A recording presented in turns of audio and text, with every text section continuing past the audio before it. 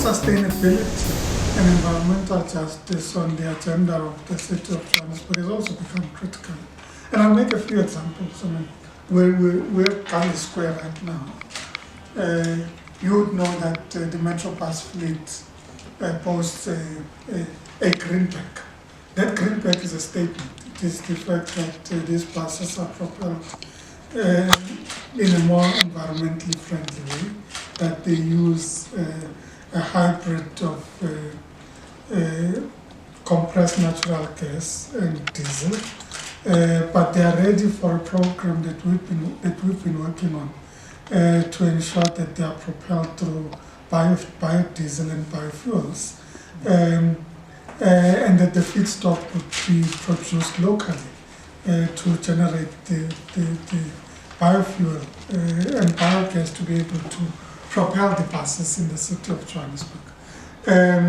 We have programs such as generating electricity from this large at our sewer treatment plants in the city of Johannesburg, thus reducing the need to generate, if I may, dirty fuel, so to say, because sewer treatment plants are major users of electricity.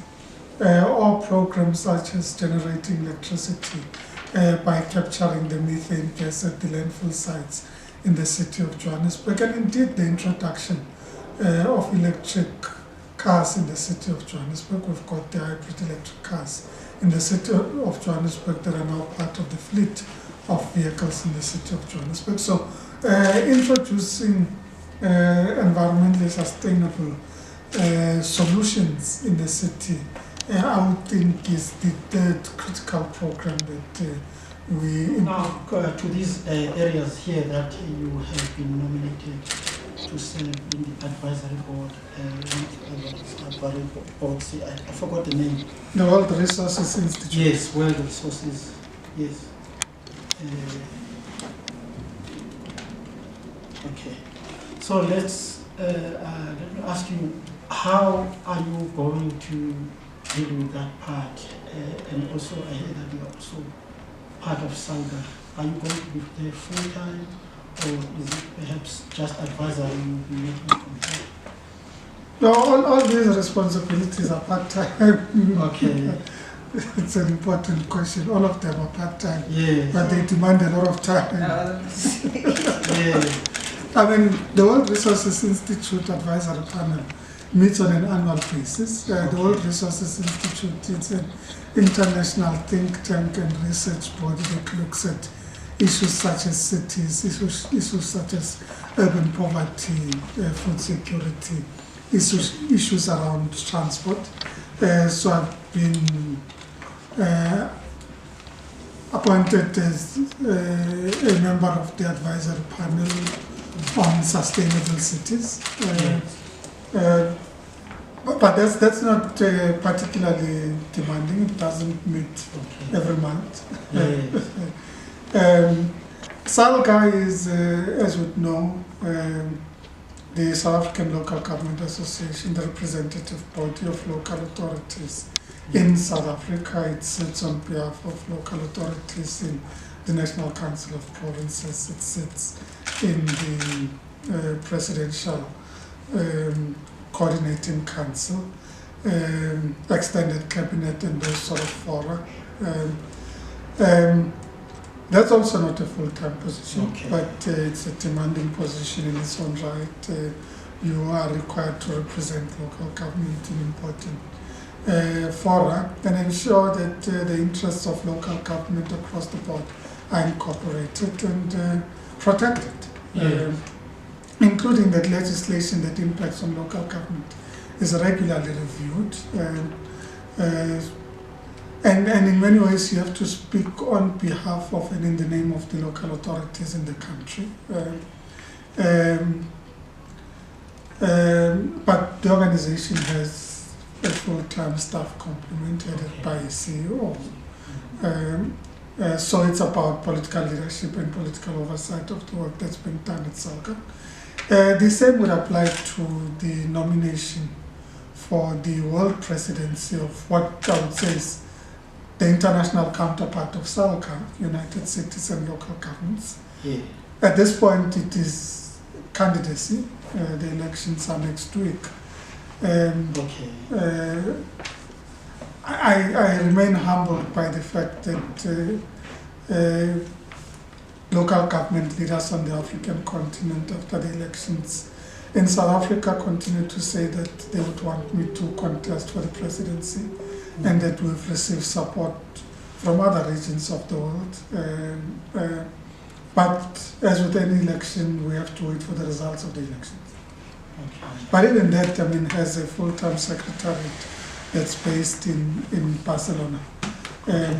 So I always say to people, when you head institutions like this, you have to kind of ensure that you provide adequate leadership direction, but that you enable the secretariat to do the work. So you're almost like a board chair, but the organization has a CEO, so to say. Okay. With an administration. Having SALGA at this time might be a huge challenge because SALGA is a body. There are local governments that are not doing very well, especially when it comes to matters of finance. We get reports from the Auditor General that do not reflect well on their performance when it comes to the books. And I think as a head of SALGA, it might be a challenge to try and encourage them to come right when it comes to accounting for finances, the way they do their books. But when you think about it, I'm stepping into the shoes of Palomani, who has been the chairperson of SALGA. He was sworn in as a member of parliament this week, joining a legion of local government leaders, Mondli Komubele, Amos Masondo, and others that are now in parliament. I do think that we now have a strong contingent of very experienced local government leaders that are part of parliament, so to say, and will make an invaluable contribution. So on his resignation, the National Executive Committee asked me to step in until conference with the intention that they would want to propose that we continue with that arrangement after conference. Now I'm saying this because we need to acknowledge the work that SALGA has been doing in the arena.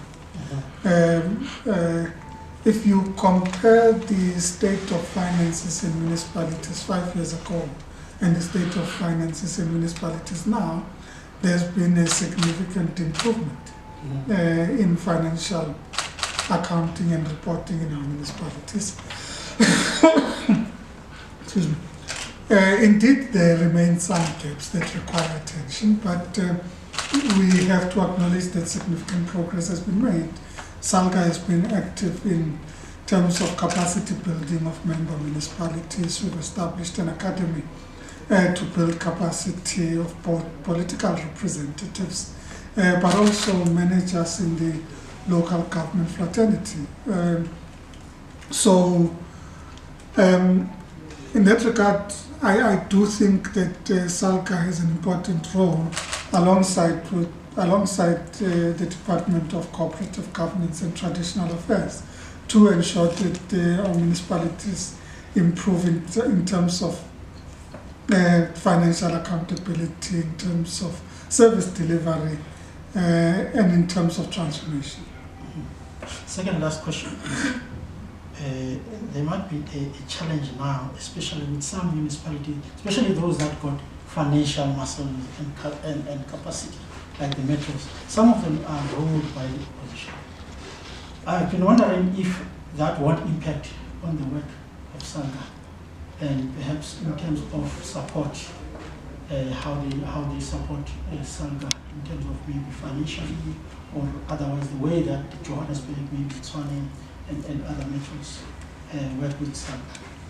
Well, we've been working with the City of Cape Town. We've been working very well with the City of Cape Town, understanding that SALGA ultimately is a constitutionally recognized body and representative of local authorities. And where there are areas of disagreements, like we've heard in the recent Gauteng conference, We have a responsibility to ensure that we reach out to all member municipalities and ensure that where there's an impasse, this is resolved. Ultimately, SALGA is an association of member municipalities.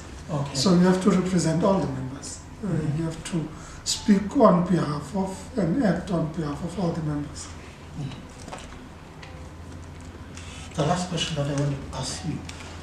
You are known in South Africa and perhaps throughout the world as a clean manager, a clean mayor.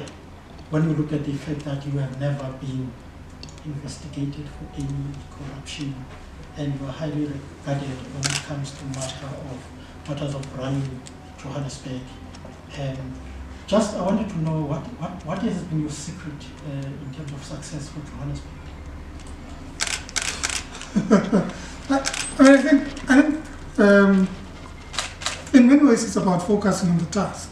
It's about focusing on the responsibility to ensure that we're able to build institutions and governments that are representative of the critical responsibilities that are bestowed on them. In many ways, I say to people, if you think about the municipalities, particularly our large metros, you think about them from three angles, so to say. Yes. The first is that you're running an enterprise. Yes.